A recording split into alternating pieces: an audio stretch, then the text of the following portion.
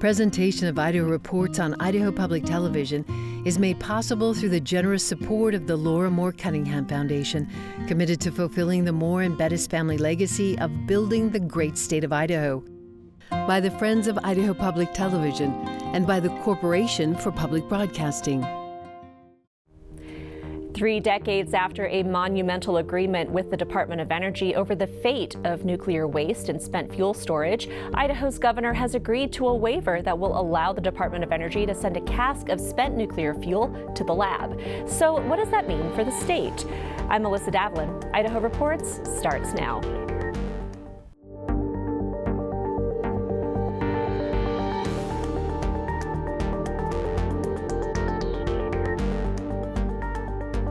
Hello and welcome to Idaho Reports. This week we discuss a waiver to the 1995 settlement that limits how much radioactive material the federal government can bring into Idaho each year. But first, let's get you caught up on the week. A federal judge has ordered the Idaho Department of Correction to allow reporters to witness IDOC employees prepare lethal injection drugs before executions. According to the Associated Press, federal judge Deborah Grasham wrote that the issue concerns the public's First Amendment right of access to the state's administration of the most severe penalty enforced by our state. The Associated Press, Idaho Statesman, and East Idaho News sued IDOC over the execution protocol. Earlier this year, lawmakers passed a bill that would make firing squads the primary method of execution moving forward. That law goes into effect July 2026. Currently, Idaho has 9 people on death row and no executions currently scheduled. On Friday, the Trump administration released its 2026 budget request and recommendations, and there's a lot in there that will affect Americans moving forward across the nation if Congress signs off, including cuts and changes to education and public health spending. One note of particular interest to Idaho as we head into fire season, a proposal to consolidate federal firefighting programs. Currently, 5 federal agencies, split between the USDA and Department of Interior, handle firefighting responsibilities on federal lands, which the Trump administration says creates significant coordination and cost inefficiencies that result in suboptimal performance.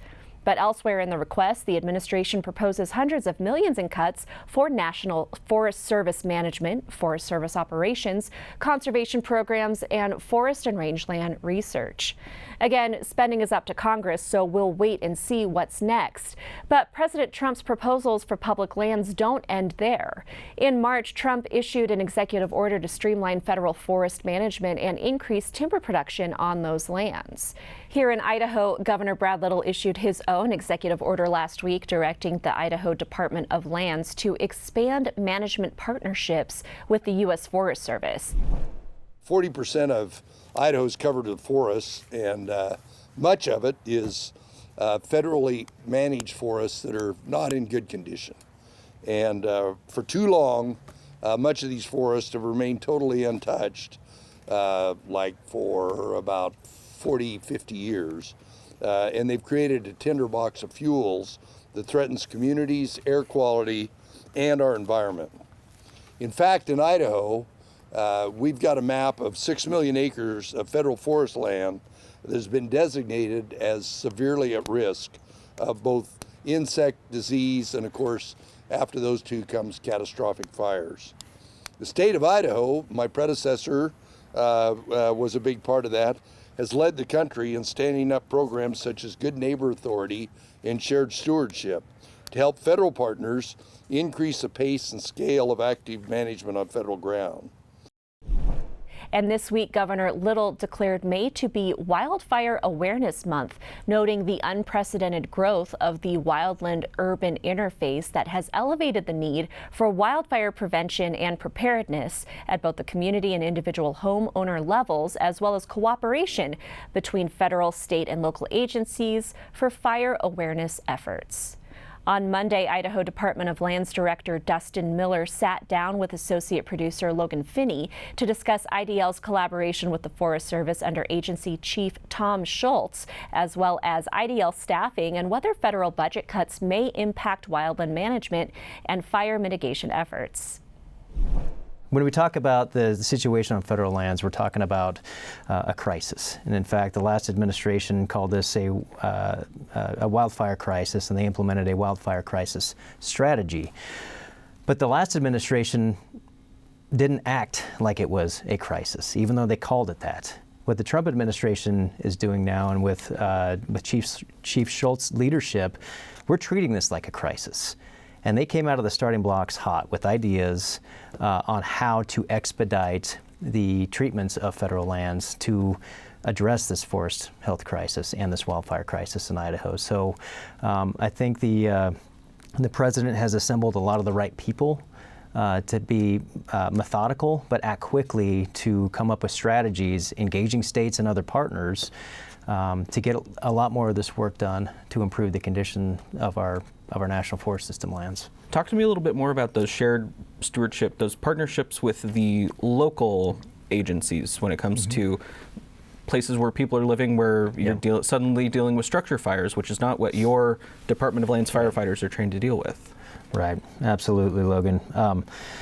When it comes to the wild and urban interface, a lot of that ground is our primary responsibility for fire suppression. They're private acres, private timberland acres. If you look in North Idaho, you look at Kootenai County and the long corridor between, Coeur d'Alene all the way up to Bonners Ferry.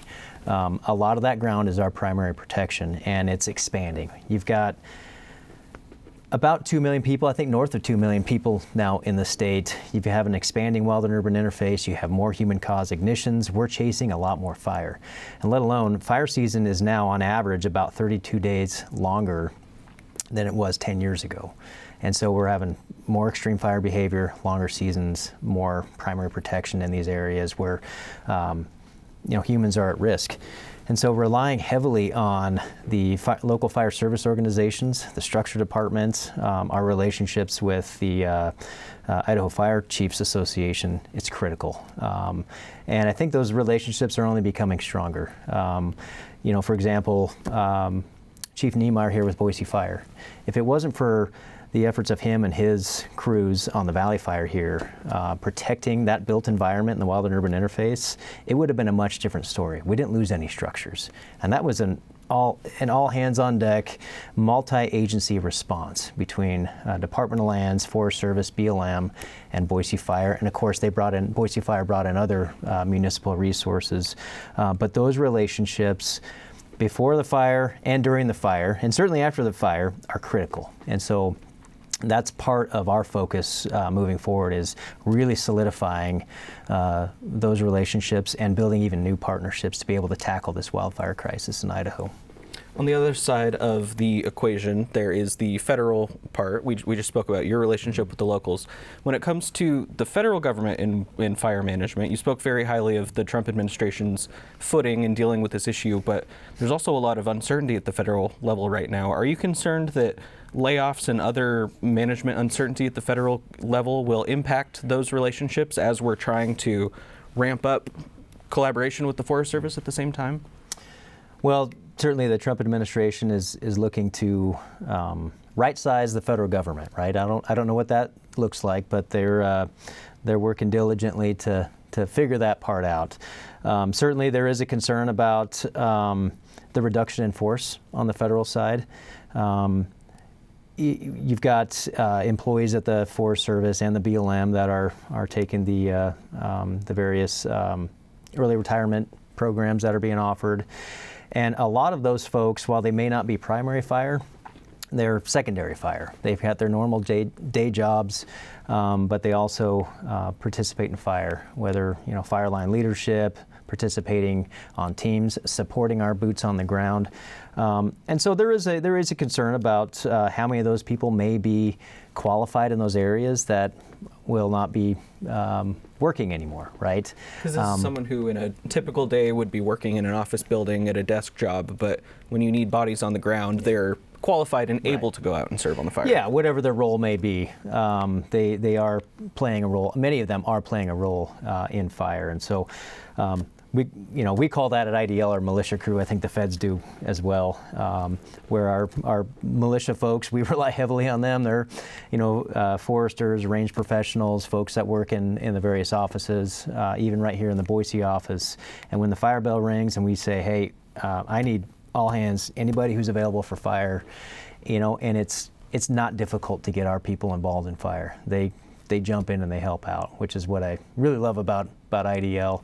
But that militia crew, both on the federal and the state side, are critical.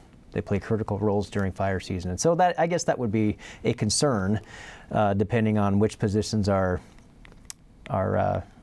being eliminated, or which ones are being offered that early retirement. So we'll see how it all shakes out, I guess. In the realm of things that you have direct say over at IDL, how's your staffing looking at that point? You guys have done a lot of work with the legislature in the last couple of years, working on targeting pay increasements, compensation. What's staffing look like at the department, and have those investments been successful? Yeah, we've been really focused on this piece, Logan. Over the last several years, we've really been focused on modernizing our operations, and with that comes with additional ways to improve compensation for our firefighters and our fire line leadership. So we have increased pay. We have provided hazard pay now for our wildland firefighters and folks that do go out to the fire line, right? And so that hazard pay component is now largely consistent with what the feds are paying. So that kind of levels the playing field a little bit there. Bonuses. The last two budget cycles now, the governor has tucked into IDL's budget $1 million each year for us to pay bonuses to our wildland firefighters, setting up a structure and a sliding scale for how we do that. But this was the second year, starting here in July with FY26. That'll be our second year that we'll be able to offer those bonuses to our wildland firefighters and support staff. So that's huge, right? And we've done a number of different things there to work on compensation. Really trying to build our capacity in fire line leadership and filling critical positions and creating critical positions that we need, given the demand and the kind of fire load we're seeing now. And so the legislature has been helpful and supportive in large part to our modernization efforts. We still lag behind the feds, but we're working that way. You'll find that full conversation with Director Miller on the Idaho Reports podcast. In 1995, the state of Idaho reached a settlement with the federal government to dictate how and when radioactive waste or spent nuclear reactor fuel can be brought into the state. The settlement came after years of negotiation with the Department of Energy over what to do with spent nuclear fuel and radioactive waste from weapons manufacturing sites. I'm asking the Idaho legislature to help me guarantee to the people of the state of Idaho that we will not become a nuclear waste dump, that the Idaho National Engineering Laboratory will continue to function as a high research and development facility that's clean. I will do, Dan, anything I can to see that we do not become the waste dump for the nation simply because we have failed to act responsibly. But the debates and negotiations didn't stop there. 10 years ago, former governors Cecil Andrus and Phil Batt, who were both instrumental in reaching the 1995 deal, publicly opposed a waiver to the agreement that would allow the Department of Energy to ship spent nuclear fuel to the Idaho National Laboratory, setting up a showdown with then-Governor Butch Otter. You know, it was the most important part of my administration for at least half my term, so that's Phil's legacy. And now this group, for their legacy, want to destroy his. And I'm in sympathy with them on the need to keep generating jobs. I just don't think that that's a way to do it, to say we're going to take more waste, because Yucca Mountain has been closed down by the president and other people, and there's no permanent depository anywhere. And once we get it, it's here. And by golly, I think that they will try to bring more and more, make us more of a depository if we show that we'll take some. Ultimately, that shipment went to another facility after the DOE missed multiple cleanup deadlines, and then Attorney General Lawrence Wasden rescinded his support of the waiver. That gets us to Tuesday of this week, when Governor Brad Little and Attorney General Raul Labrador announced a new waiver to the 1995 agreement. This waiver will allow the U.S. Department of Energy to ship a cask to INL that contains 15 metric tons of spent nuclear fuel from North Central Virginia in 2027. It will also allow the shipment of spent fuel from 8 research reactors at universities across the country starting in 2028. On Thursday, I spoke with Drs. Jess Jean and Josh Jarrell from the Idaho National Lab and Christian Natoni from the Department of Energy about what the waiver entails, the research it will enable, and whether there are any risks. Thank you so much for joining us this week. First of all, Dr. Jean, what does this waiver entail? Yeah, this waiver entails the process in which we'd be allowed to bring commercial spent fuel into the state to perform research and development activities that will inform the future of nuclear energy in the deployment in the United States. For people who aren't familiar with the original agreement from 1995, why was this waiver necessary? This waiver was necessary because we needed allowances with the state of Idaho to be able to receive a cask that would be in excess of an annual limit, and so the waiver allows us to be able to receive that, and also to be able to receive university fuel shipments into the state. So it allowed 2 primary objectives. And Dr. Jarrell, what will INL do with this waste? Yeah, so this is really driven by research needs for the nuclear industry. So this cask that has commercial fuel in it, we will bring it in, and then we will do several pieces of R&D. One will be to sample the environment in the cask to confirm the fuel in that cask is performing as expected, and then over the next decade, we will actually remove some of the fuel from that cask and do examination of the fuel to make sure it's performing as the nuclear industry expects it to perform. This is a different kind of waste than what we were talking about 30 years ago when this settlement was initially reached with Governors Anderson Bass. What is different about this type of fuel? Yeah, so this fuel, the nuclear industry in this country has been operating for over 60 years. And as operations go on, we learn how to operate more effectively. And this fuel is basically a more effective fuel than maybe we were using 50 years ago. And so we need to confirm the performance of this fuel, this higher efficiency fuel. And so it's very similar in size and shape to what was generated before, but it's just slightly different materials, and it's operated slightly differently. And therefore, we need to, after it's removed from the reactor, to make sure that we understand its performance. And so that's what we'll be doing. All of the nuclear reactors in this country, there's 94 of them operating, are using this higher efficiency fuel, and so we'll be helping the nuclear industry continue to be able to operate and generate clean, reliable power. Normally about 20% of the energy in the U.S. comes from nuclear power plants. Dr. Jarrell, what happens if this waste isn't performing how you expect? If all of these power plants are already using this fuel and this doesn't go how you think it'll go, what's next? Yeah, so there's a couple pieces. First off, the fuel itself in the reactors, we know very well how it performs. And so the Nuclear Regulatory Commission, which is the regulator for the reactors, they are making sure that fuel, even before it's placed, there's a whole process before we would use it to ensure during the reactor operations it's performing as expected. So the fuel is doing its job in the reactor. So with nuclear spent fuel, after it comes out, we need to make sure that as we store it, there's no additional or new challenges when we store it. And so we've collected some data to date that says this fuel is performing in what we call dry storage after it's pulled out of the reactor as expected. But this cask of fuel was set aside specifically for research to collect some additional data to give confirmatory information to the regulator from the nuclear industry to allow it to continue to have the fuel in these dry storage.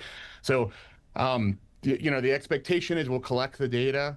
We don't want to make any assumptions on what that data will say, but everything we've seen to date is that will continue to perform as expected and allow us to continue to use that fuel and store it safely across the country. What happens to this material after INL is done with its research? So spent fuel, we at INL already manage a lot of spent fuel. We actually have 8 of these casks already on our site that we've been managing for several decades. We would bring this cask on, and it will stay and be managed similar to the rest of the fuel after we're done with research. But again, the research may last, 10 years or so. And Dr. Jean, what is the benefit to Idaho? What do we get out of this?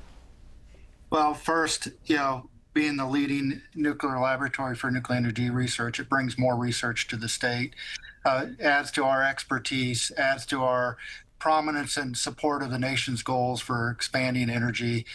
There's a lot of interest in increasing our energy supply. Energy abundance is used a lot now. To support, we've heard about data centers, industrial processes, more electricity. We will play a role in the nation's ability to expand our energy generation. Christian, this plan was just announced. This targeted waiver was just announced. But how long has this been in the works? So we've been in discussions with the state of Idaho and the Attorney General, probably going on about 6 months, talking about specifics on the ideas and what we feel would be needed to move this decision forward. So in earnest, that's been a lot of discussions over the last 6 months in terms of getting the mechanics worked out is where you see a lot of the time being spent. As was mentioned, this fuel is already being used across the country. What was going to be the plan if you couldn't send that cask to Idaho? Well, that's really where you see the benefit to the nuclear utilities. If this cask could not be sent to Idaho and the INL be able to do the R&D on it, these utilities need to go through license renewals for the facilities that store their spent fuel for the nuclear plants. And if they're not able to renew the licenses, they're going to have to shut down. And so the R&D that's coming off of the research from this cask is directly supporting the license renewals for all of the nuclear utilities that will have these independent spent nuclear fuel storage facilities at their nuclear plants. And so we're directly supporting the ability for these plants to remain open and provide electrical generation to the U.S. at large. There's also the component that allows Idaho to accept waste from university research facilities as well. Can you speak to that a little bit? Yes. So we're receiving back spent fuel from these universities. The fuel that we're receiving back is they are coming to the point in their Nuclear Regulatory Commission licenses where in order for them to be able to receive new fuel to refuel their reactor and continue their research, they need to send fuel off-site.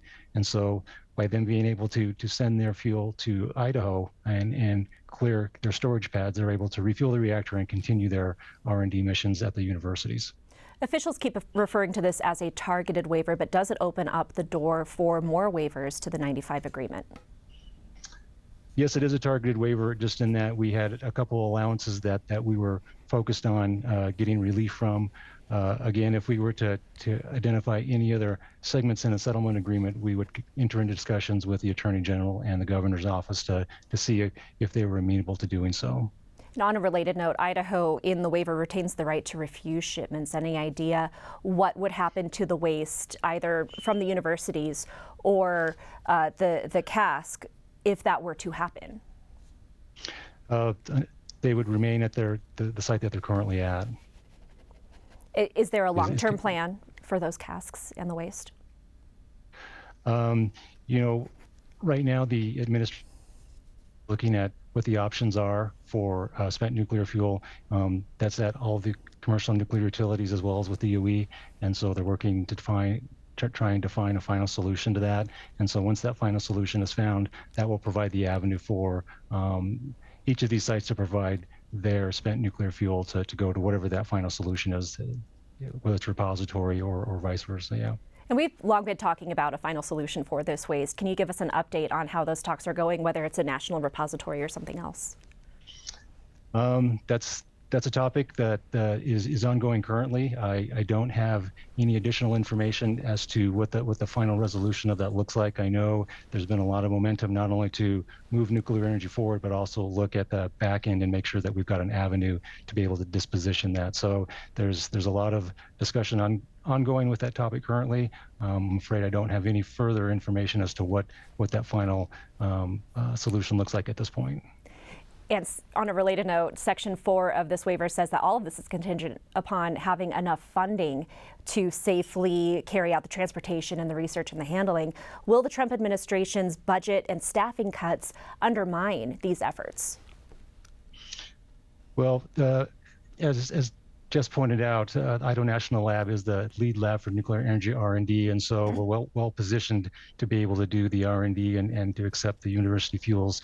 And so we've got kind of the justification to provide to Congress on why we need the funding and the resources to be able to provide that. And so I feel we're well poised to provide, the justification in our budgets to demonstrate that we can actively manage this and provide the research that will benefit the nuclear utilities and the universities. And Gene, to wrap it all up, we have come a long way, as you both mentioned, since we were having these conversations in 1995. For folks who have been around that long and who remember all of the concerns about the Snake Plain Aquifer, what would you tell them about why they should trust INL to handle this highly radioactive material? Yeah, it's a good question. Of course, we've been handling, storing, and managing radioactive material, spent fuel for decades. We have a lot of technical knowledge and expertise and experience in managing this. There's been no incidents or any concerns with the storage of fuel on our site. We believe we have the knowledge and expertise to safely manage and control the material. Okay, Dr. Jess Jean, Dr. Josh Jarrell, and Christian Natoni, thank you all three so much for joining us this week. Thank you. Thank you. By the way, in the budget proposal released on Friday, the Trump administration requests Congress reduce spending at the Office of Nuclear Energy by $408 million for what they call non-essential research on nuclear energy, and says instead the Department of Energy should focus on, quote, developing innovative concepts for nuclear reactors, researching advanced nuclear fuels, and maintaining the capabilities of the Idaho National Laboratory. We'll continue to follow this story to see what Congress ends up doing. Before we go, you may have heard by now that President Donald Trump issued an executive order on Thursday night directing the Corporation for Public Broadcasting to cease federal funding for NPR and PBS. Idaho Public Television receives funding from a variety of sources, including about 17% of our budget, or $2 million, from CPB. That's in addition to funding from the state of Idaho and donations from our viewers. Idaho Reports also receives generous support from the Laura Moore Cunningham Foundation. In addition to our local programming, we have hardworking staff who do fantastic things in Idaho's communities, like our education department, supporting early childhood literacy. I'm proud to work here and proud of the work the Idaho Reports team does. Regardless of what's going on in D.C., as long as we're still here, we'll continue to bring you fair and thorough public policy reporting with a variety of voices and viewpoints right here at this table. Thanks so much for watching. We'll see you next week.